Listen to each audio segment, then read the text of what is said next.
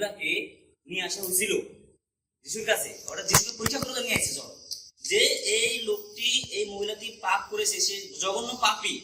এখন মুশির বিধানে বলে একে আমরা পাথর মারবো। এখন গুরু আপনি কি বলেন, রাব্বি আপনি কি বলেন? যিশুর কাছে নিয়ে এসে যিশু তো তাদের মন বুঝে লাগছে, যিশু তো সবাই ইয়া বোঝায়, মনের ইয়া বোঝায়। যিশু কি বলছে আমরা বলতে পারি? কি বলছে?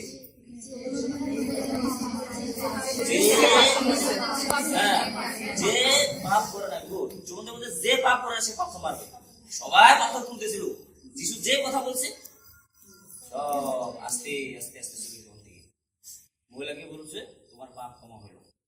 এই যে অপমানিত তারা, আরো সব জায়গায় অপমানিত তারা। কারণ এই পরিষীরা তখনকার সময়ে কোন সংস্কার এমনভাবে দিয়ে রাখছে যে তারা যা বলতো সেটা করতেই হইতো, কিন্তু তারা করতো না। ভালো ভালো ধর্ম উপদেশ দিয়ে বেড়াতো, এটা করো সেটা করো, ওটা করো না ওটা করো না সেটা করো না, কিন্তু তারা নিজেরাই ওই মানুষের বলে কিন্তু করতো না। এই পরিষদের প্রতি অধ্যাপক, এই সত্যকি যারা বলে সবাই তারা মানুষকে ভুলভাল বোঝাইতেছিল, কোনো কিছু তার পরিত্রাণ বার্তা বোঝাইতেছিল না। এখানে দুই পুত্রে দুইজন মানুষকে বোঝানো হয়েছে, দুইটা দল, দুই পুত্রকে দুইটা দল নির্দেশ করতেছে। কারা সেই দল? আমরা যদি বাইবেল দেখি, প্রথম পুত্র বড় ছেলে কি বাবার বাধ্য, বাবার কথা শুনে। আর প্রথম ছেলের দলে কারা? আমরা। এই দুই দল কথা বলছি আমি। প্রথম যে বড় ছেলের দলে আমরা, আমরা বলবো না আমি। কিভাবে আমি? কারণ আমরা প্রতিনিয়ত ঈশ্বর উপাসনা করি, ঈশ্বরের সাথে থাকি, আমাদের পিতার সাথে থাকি, সবকিছু ইয়ে করি, ঈশ্বরের সাথে স্বভাব করি, কিন্তু আমাদের মনে আত্মগর্ব, আত্ম অহংকার আছে। আমরা সবসময় নিজেকে নিয়ে বড়াই করি, অহংকার করি।